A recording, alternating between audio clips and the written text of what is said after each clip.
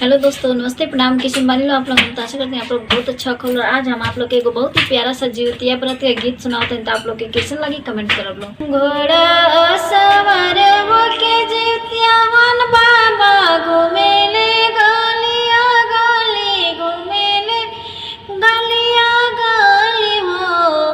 रामा के कर्मा में भूखली जीवतिया तो हमें गोहरावे पूजन मोर करेलियो। घोड़ावा सवार होय जीवतिवान बाबा घूमेले गलिया गली, घूमेले गलिया गली हो। रामा के कर्मा में भूखली जीवतिया तो हमें गोहरावेली बरियार पूजली हो।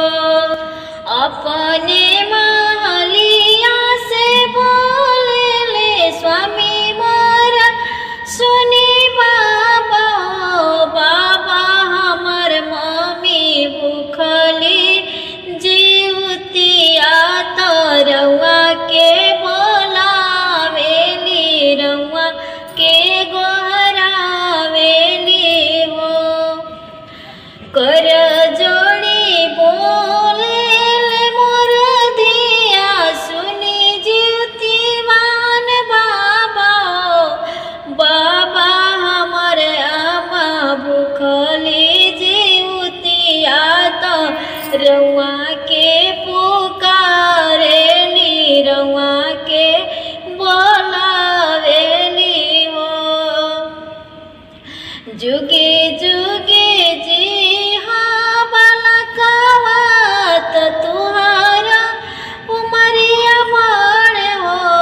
बालक भरी मुख देले आशीष तो मम्मी तू